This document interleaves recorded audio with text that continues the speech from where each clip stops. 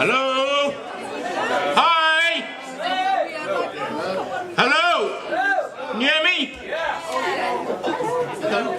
Okay. My name is Hanif Bhamjee. I'm Secretary of Action for Southern Africa, formerly Wales Anti-Apartheid Movement. Can you hear me? Stop, the mic's not on. Check.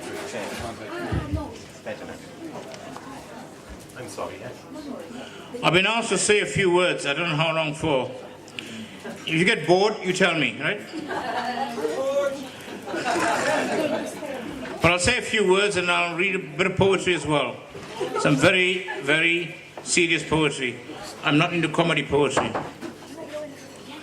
Now, many, many years ago, when the Wales Anti-Apartheid Movement was formed in the 60s, prior to that, it was formed in London in 1958. And for many, many years, we had great difficulty in convincing people how bad apartheid was. We eventually succeeded. And in 1969, one of the worst demonstrations ever in British sporting history took place in Swansea, where white men and women were being kicked to hell and God by cops and vigilantes hired by the South African thugs. And we understand people who worked for the South African government. By 1972, when I got here, I couldn't understand why we were in a national movement. We worked slowly and gradually, and eventually we became a powerful anti-apartheid movement. What worries me is that there were so many difficulties all along the line. Right up to 1989, Maggie Thatcher described Nelson Mandela as a terrorist. Come 1990, he becomes a hero of the world. Comes 2013, when he dies, the whole world admires him. And they pretend they all loved him. And really speaking, there was a long, long time when we had this problem of convincing the world that we had a just cause in fighting against racism in South Africa. It was legitimized, legalized racism. Racism existed all over the world. But what we in the anti-apartheid movement did, and I don't mean we in South Africa only, we in the anti-apartheid movement, in Wales, England, Scotland, in Australia, New Zealand, Brazil, everywhere else, we, the anti-apartheid movement in the world, made anti-racism a world struggle. Never in the history of any struggle has any movement had that kind of effect. We were described as one of the most powerful anti-apartheid groupings in the world. We were described as the most powerful pressure group in Wales. We didn't call ourselves that. Our enemies call ourselves that. And it's amazing, isn't it, that right now, in South Africa, for example, in 2013, when I was there during the funeral, all these characters who used to call Mandela a terrorist suddenly claimed him as theirs. And we said, excuse me, Nelson Mandela was a card-carrying member of the African National Congress till the day he died. It was not yours, it was ours. He was a member of the African National Congress. However, there are very serious problems in South Africa at the moment, despite the change. And I've said this various times. I'm one of the few people in the liberation struggle in South Africa who's got much credibility who's actually said this. There are lots of problems. 20 years hence, we can't keep blaming apartheid for the issues. Our own people in government are responsible for some of the problems. The legacy of apartheid cannot be dismissed, okay? But people need assistance. Now, I've circulated a leaflet today, not me. AXA company has circulated today. Many of you in this room have contributed money over the years. In some cases, I don't know how long, from 72 onwards. But in the last few years, I know people here from this pub have contributed, and from other pubs. We take money regularly to South Africa and contribute it to. These organizations are non-profit organizations, and will continue to do this. But what they do with this, now I'm saying here 7,500 rand, which is approximately about 500, maybe a bit more. But what they do that is go for match funding. They then go to the local landlord, local landlord, I don't mean landlord. Landlord in this country means different thing.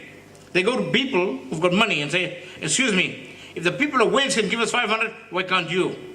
They go to local councillors, local MPs. Now, corruption exists all over the world, right? But corruption in South Africa has become endemic, and people are fighting against it. South Africa is improving, but at the same time there's grinding poverty, employment, health issues, etc. At the moment, from throughout the world, people go to South Africa for immediate transplants, liver transplants, everything in the world. The highest probable health service in the world exists in South Africa. But below, for the ordinary people, it's absolute nonsense, non-existent. Over 1,000 people, sometimes a day, die over AIDS. We've got problems. So therefore, what I'm saying is, I know that everyone often says, why should I be contributing to charity in South Africa when I should be contributing to charity here than everywhere? I say I agree with you. But please, this is a plea. I'm making this plea because we have done so much in Wales over the last years. Long before 1994, we were raising money to send to the underground trade union movement, to the underground youth movement, and we did it successfully without being detected. Not one of our people who went out there to distribute the money was ever picked up or arrested. We never sent it directly, we couldn't do that. But those are one thing or the other. The money we raise tonight or any other night is for health, education, social welfare, and sport promotion in areas that are deprived. Like, for example, we provide football kits. I mean, quite frankly, it's a nominal amount of, say, 150 quid, 200 quid, and you provide a netball kit or a football kit to a deprived school, and they're over the moon. One of the schools on the list, at the bottom of the list, is a Baptist church called me and said, we need money because we understand you're distributing money. I said, hey, I'm not distributing money. My people in Wales are distributing money. We are trying to raise money for uniforms, school books, school bags for children. If you give us something, we can use that to get money off our rich guys in South Africa. And can say, the people in Wales are giving it, why don't you? And we did it successfully. So what I'm saying is, we're a small nation of 2.5 million people, but we are the only organization at the moment, ACTA Wales, or People of Wales, who are still doing it. All the other anti-apartheid groupings have disappeared from the face of the earth in that context. The British anti-apartheid movement in terms of England is still there, but the others are doing things quite rightly in their own countries. And I agree, many of our people here are doing things in Wales. But we are still continuing to do this, and I accept there are problems. There's charitable issues in Wales, there are charitable issues all over the world. But please, continue your support. I think it's so important. So now, what am I going to read? What poetry am I going to read? You want to still read poetry? This is a poem I rewrite and write again and again. And the last time I rewrote it was at the time of the funeral of one of my very close friends, Clive Eliasson, a very dedicated socialist, a very serious member of the anti-apartheid movement, and he used to keep telling me to print it. I've never done it, so it always changes. And this is how it goes. Let me live by the side of the road where the race of humanity go by. They are good, they are bad, they are white, they are shades of pink, they are shades of brown, they are shades of black. They are white, they are black. They are well fed, and they are not so well fed. They are rich, they are poor. They are able and not so able.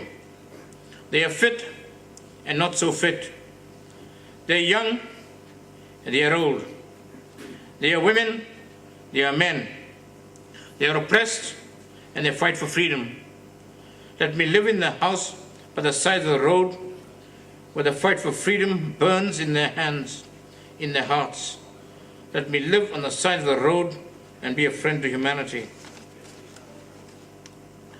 Now, this poem I wrote, but it's an adaptation. I claim no originality. It's adapted from a poem by David Harkin, 1959. I wrote it because of the death of my sister-in-law. My sister-in-law was the first black gynecologist in South Africa.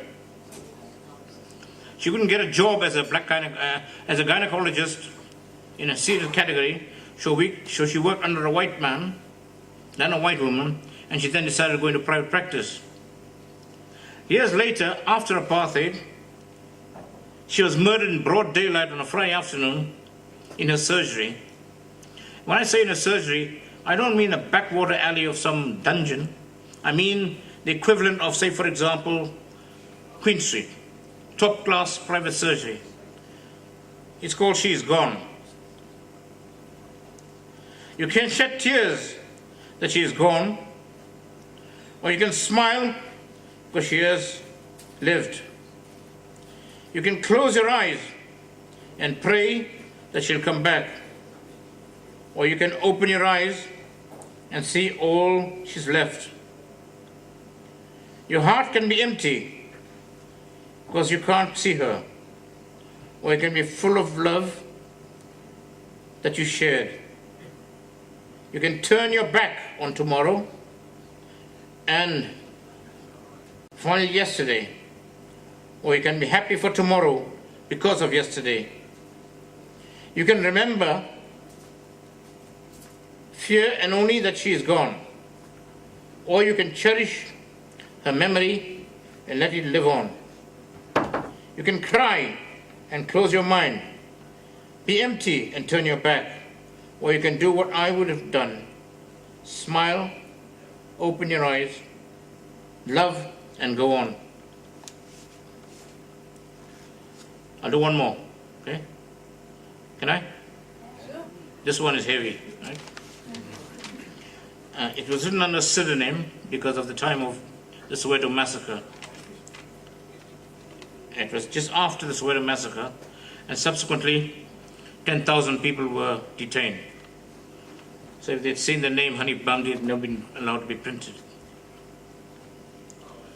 We beg your pardon, South Africa, for the lies your enemies and the press have heaped upon you, denouncing you as racist, whereas you are the most democratic and free country, as your Western friends have told you.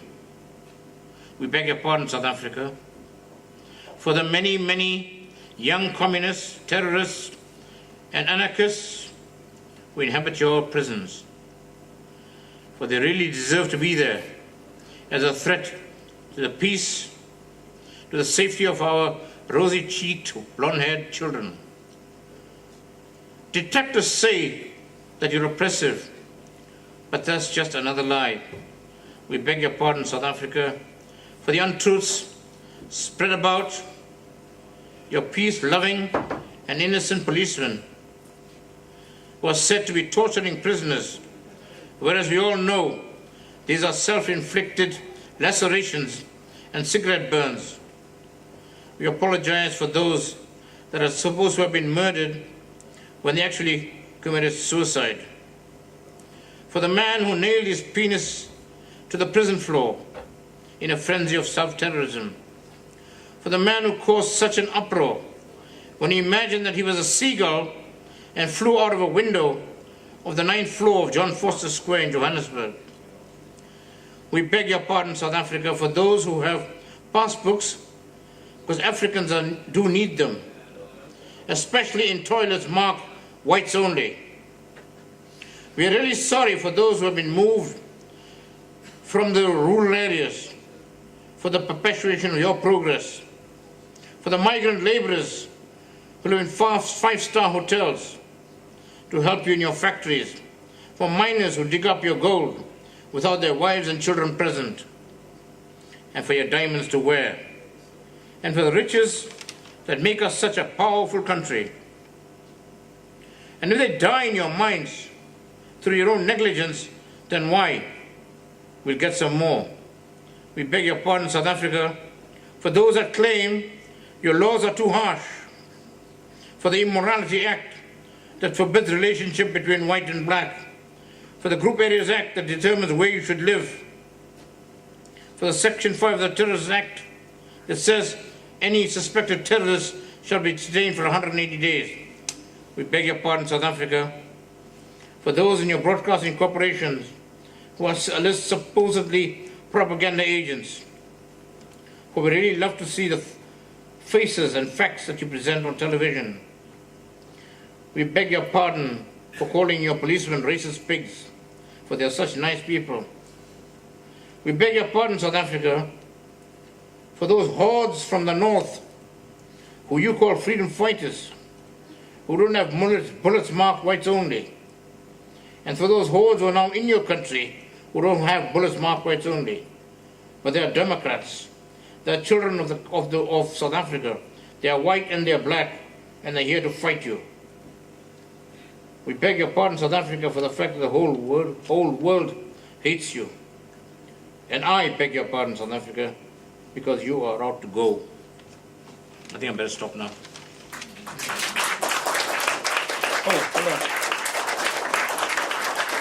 Now, apart from a mandatory collection that will go around soon, there are 4 raffles so far.